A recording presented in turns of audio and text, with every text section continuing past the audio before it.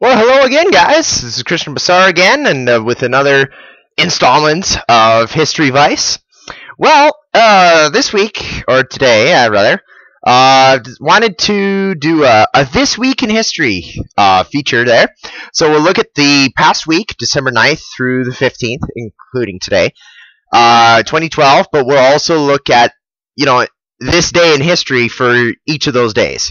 I was originally going to do 3 items per day, but that would be very long and probably kind of tedious. So let's kind of do it in a 1 item per day and stuff like that. So we'll start off with Sunday, December 9th.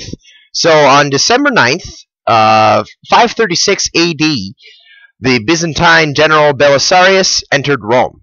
And to give a little background, the Western Empire had been taken over, and a few decades before this.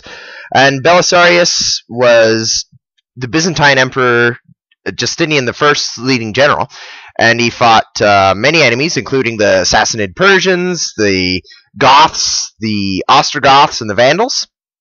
Vandals with their northern African kingdom there. And in 535, Belisarius was sent by Justinian I to go to Italy and liberate it from the Ostrogoths that had taken over the area. So he fought in Sicily, took Naples, and then eventually took Rome on December 9th, 536. And the Goths would eventually surrender to him, and they wanted actually to name him their emperor. But he took their surrender, but he declined the title of emperor, which is kind of interesting because Justinian was actually afraid of Belisarius because Belisarius was very popular. He was a very good general and everything, and Justinian was afraid that Belisarius would try and name himself emperor and basically start resisting Justinian. And so, interestingly enough, Belisarius decides to decline the Ostrogoths' offer, basically giving him emperor on a silver platter, that title, but he declined that. So, and Justinian actually treated Belisarius with a great amount of distrust. He did not trust Belisarius at all, and he fell out of favor with Justinian, and eventually Justinian kind of said, kind of restored him to honor and everything like that. And Belisarius had some more campaigns, but Belisarius did pretty much for the rest of his life live under Justinian's suspicion until he died in 563. So that's what happened on December 9th. So a little bit of a interesting trivia there. And what's really interesting about the Eastern Empire, though, is that it survives for like almost 1,000 years after this. So really, when you think about it, the Byzantine Empire, the empire was split by 300-400 AD, and then the eastern half went on for another 1,000 years after the Western Empire fell. So that's really interesting how long it lasted and everything like that until the Ottoman Turks took over Constantinople in the 1400s.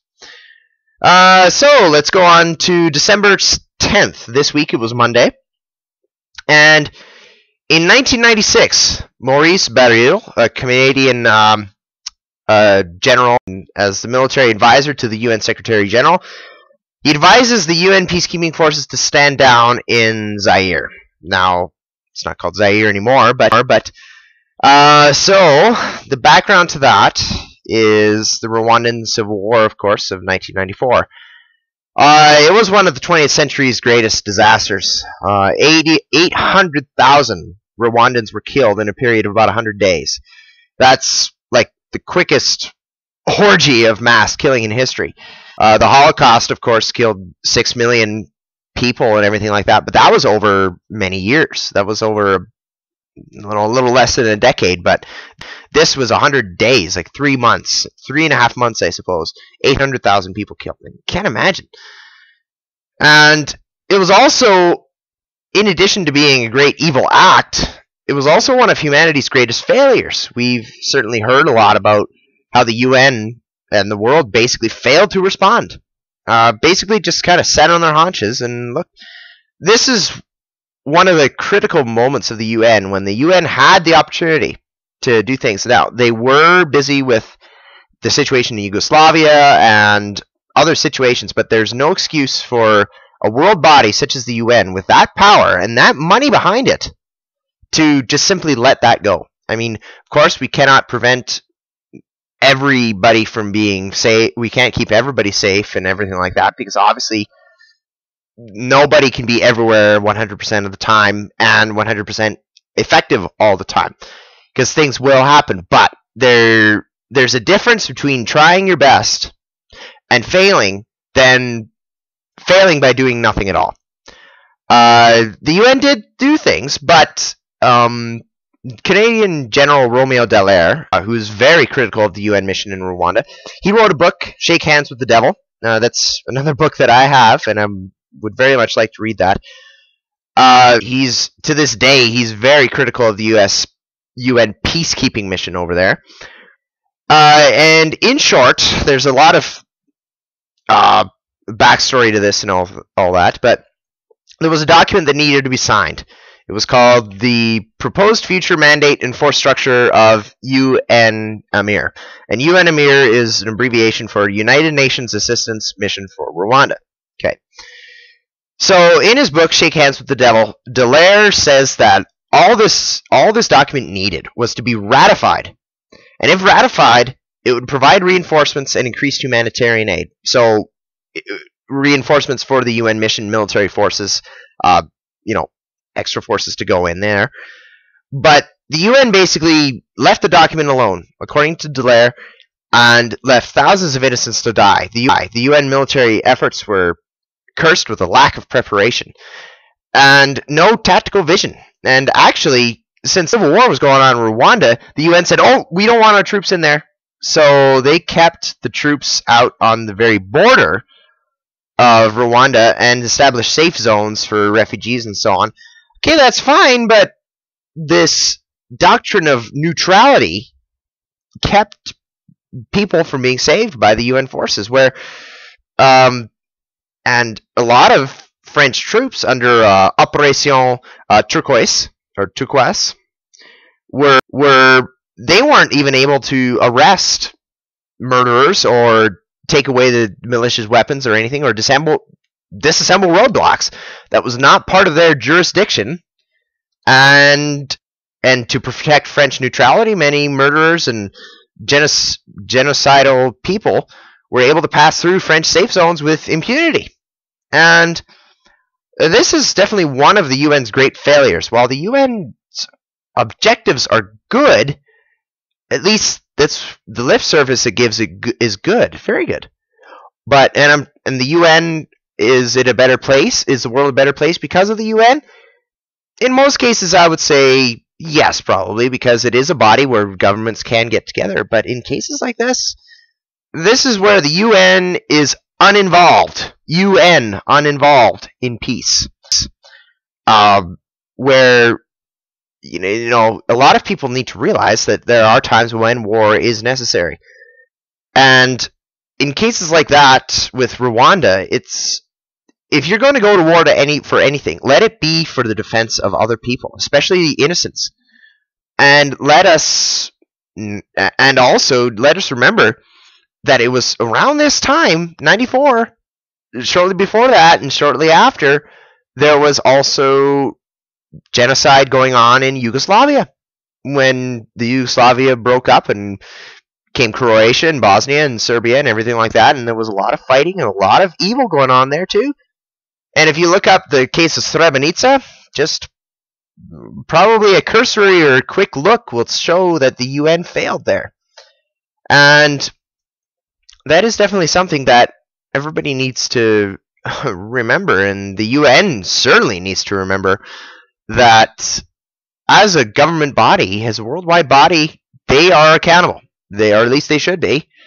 And they really need to get their act together when it comes to cases like this. Instead of giving lip service, of giving, "Oh, we're greatly concerned about this genocide" and everything like that, while violence shouldn't be the first answer, it should not be forgotten as a possible alternative. If crazy people are not going to listen to reason, let's, peacekeeping does not always involve a gun in the holster. So after that somewhat controversial rant, let's go on to December 11th. That this week was a Tuesday. December 11th, 2008. Bernard Madoff was arrested for his Ponzi scheme. And I am no economist, so I'll put it simply into terms that even I can understand.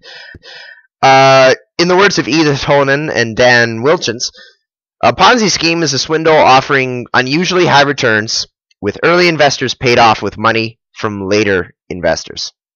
So Bernard made off with $65 billion from defrauded investors. And many lost their life savings to this man.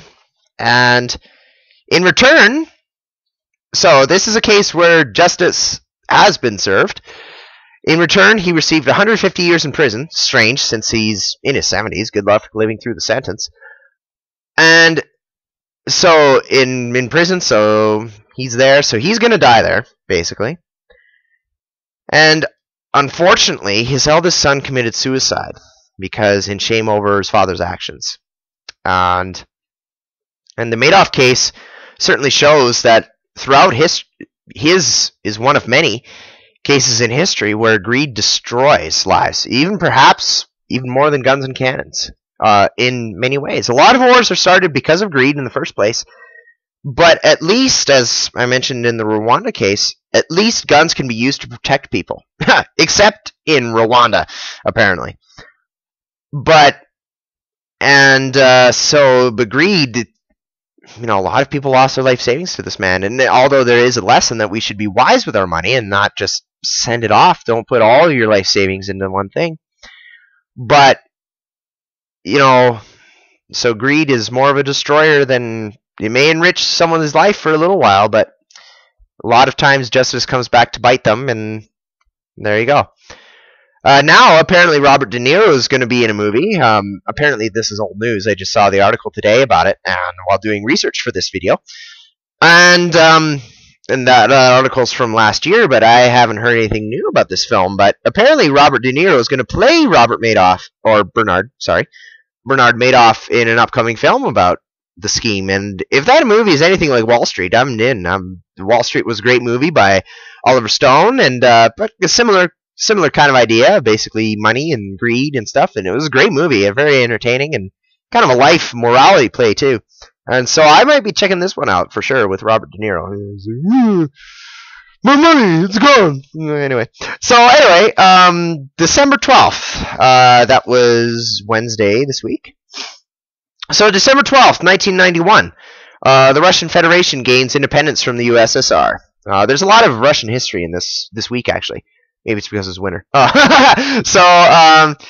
So the USSR's fall was a long one, and there are many reasons for it. Definitely one of the big ones is the USSR, the Communist Revolution, put the communists in charge of the old Russian Empire, which was vast. And the USSR had now got control of a great number of non-Russian ethnic groups who, over the decades, resisted communist Soviet control. And also during the Cold War, the USSR's financial planning was embroiled in the arms race with the United States.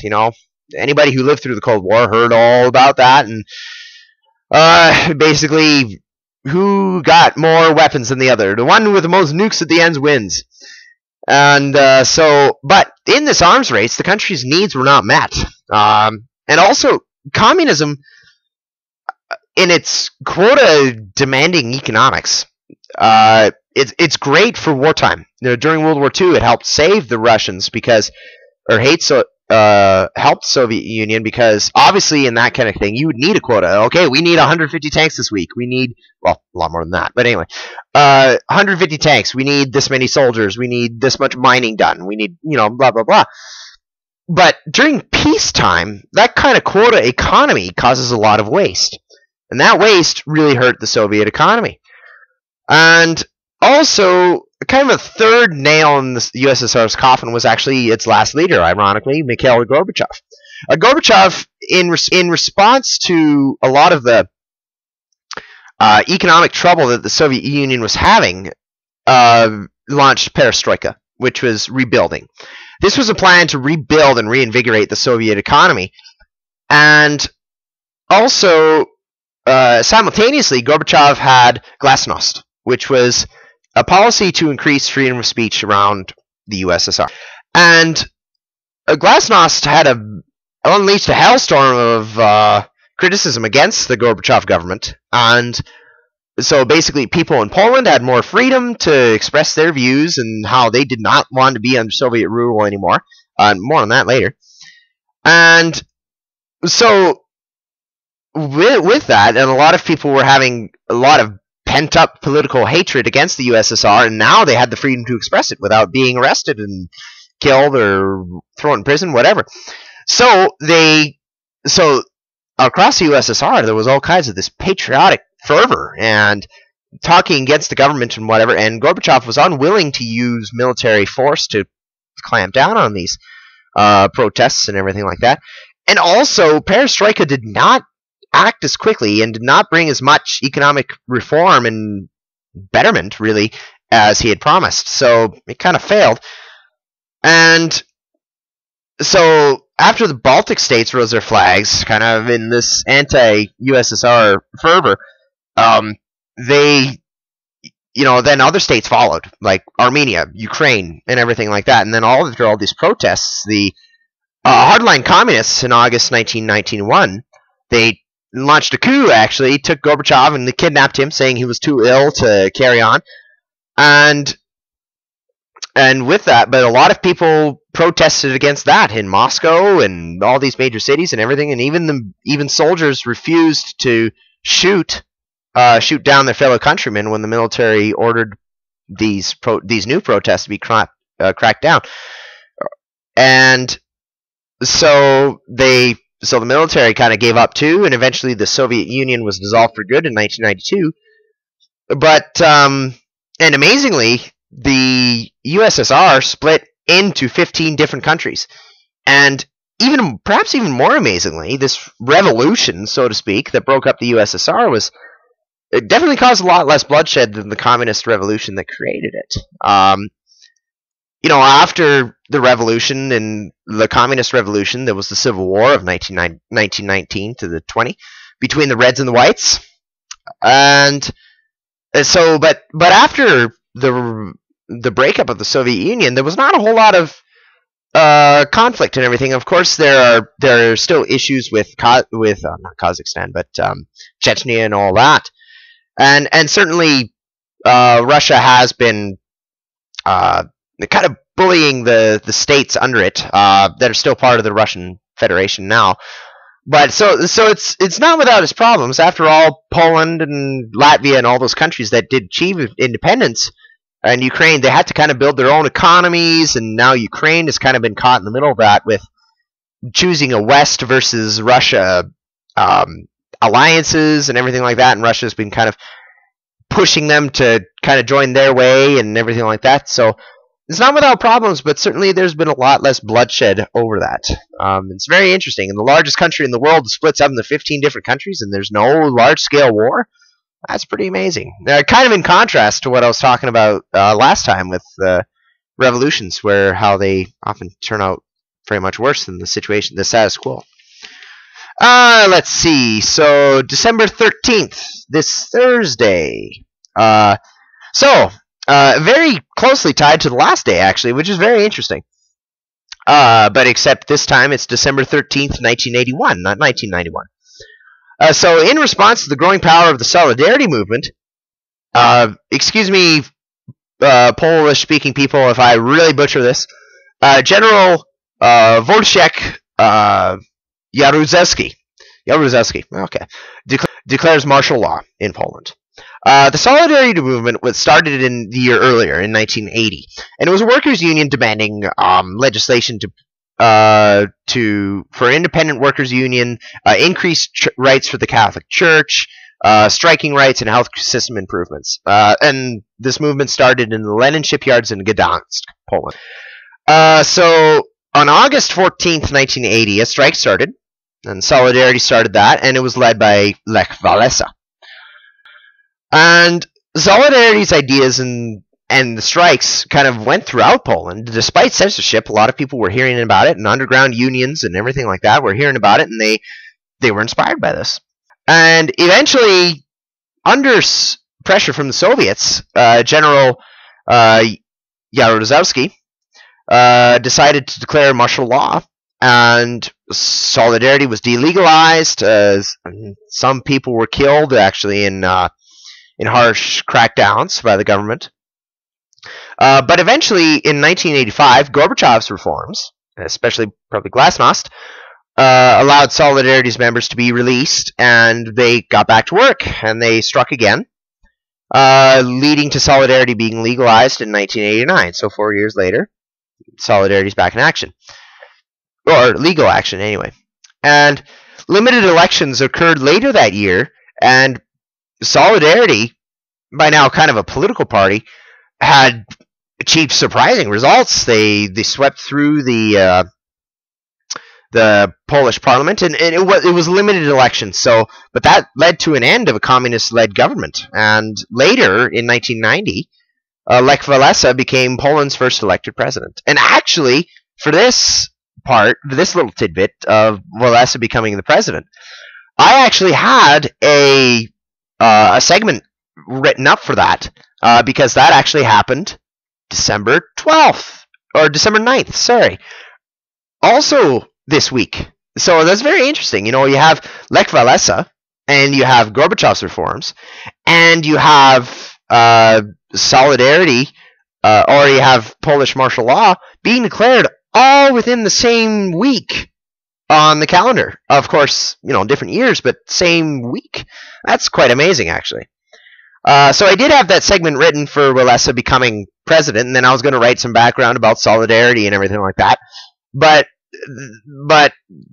I decided to talk about Belisarius instead. But it turned out I was able to get back to Solidarity without, while looking this up. It's like, hey, wow. So anyway, that was kind of interesting. So yet another Russian topic. Next time, maybe I should look up African history next week or something like that, so it's not all Russian history. This week has definitely been a Russian one. So December 14th, 1939, the USSR is expelled from the League of Nations, kind of an early UN, which was eventually dismantled as well for, guess what? Unable to enforce the peace.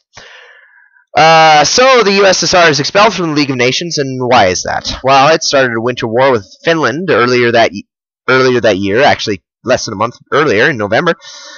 This war started on November 30th, 1939, when Russian planes started bombing Helsinki, Finland's capital. And in September of that year, Joseph Stalin, under the Molotov-Ribbentrop Pact, signed a deal with Nazi Germany and Hitler that, they would split Poland between themselves. And this actually, so when Hitler invaded Poland on September 1st, Russia followed, taking the eastern side. Hitler got the west, Stalin got the east. They went together, met up in the middle, and so this kind of gave Stalin a nice buffer zone between Hitler's Germany and Soviet heartland. So Stalin liked this, and Stalin wanted to expand that buffer zone. And he made overtures to Finland, and Finland rejected Stalin's advances. So this, imagine, kind of ticked Stalin off. I bet you he wanted to do this to Finland.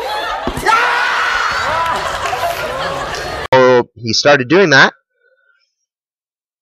And in return, Stalin invaded Finland, whose army was puny in comparison.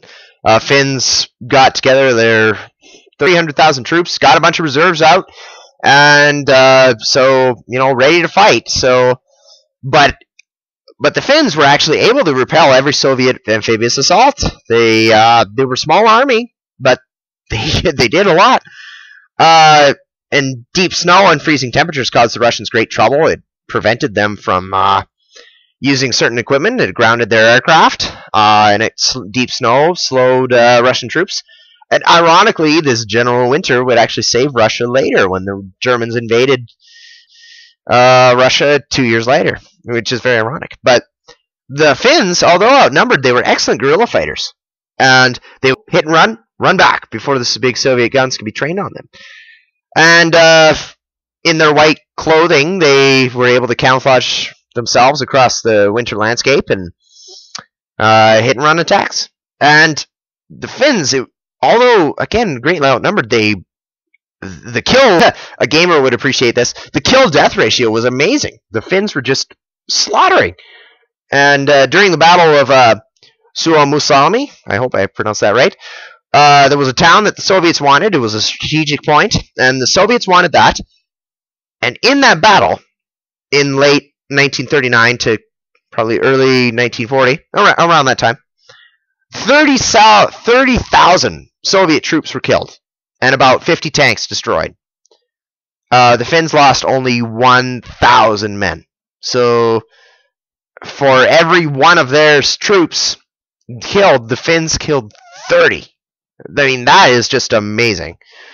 It's a very, very sad loss of life, but, you know, when your country's being invaded, and especially by a guy like Stalin, you know, there's a lot of fighting going on. So, unfortunately for Finland, the Soviets eventually learned from their mistakes. And instead of just rushing through Zerg Rush style, they actually had coordinated attacks. And they started that in January 1940.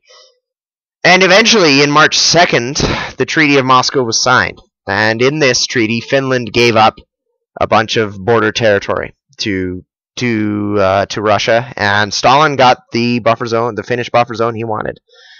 And the rest of the world, at war with Germany, busy with them, and not wanting to piss off the Soviet Union or declare war with them, they just sat on their haunches, kind of like Rwanda. They watched, probably in amazement, that the Finns were able to take down the Soviet Union for so long, but then eventually all they could do was watch the Finns just get trampled over once the Soviets, you know, got over their military mistakes. And so just going through my notes here, and but you know, the lesson that can be learned from this is the Finns did fight hard, and so, you know, definitely in military history there are lots of cases of David versus Goliath scenarios, and oftentimes the David wins or definitely fights for a very long time, and definitely keeps the Goliath at bay for a very long time. And unfortunately, this started a lot of hatred, Finnish hatred towards the Russians, and understandably so. And actually, Finland signed an alliance with the Nazis. So when the Nazis started Barbarossa, the Finns were there, mostly fighting around Leningrad. Okay, so on to the next and final tidbit of the day. December 5th, 2006, was the first flight of the F35 Lightning II. So this next generation fighter looks a lot like the F-22, but it's not been deployed on the front lines yet. It's still in development. And here in Canada, it's caused a bunch of political turmoil.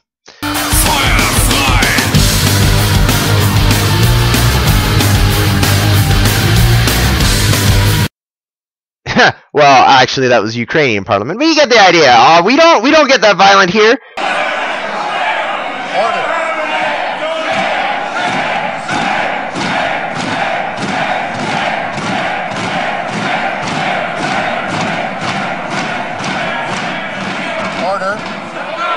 Wasting a lot of time.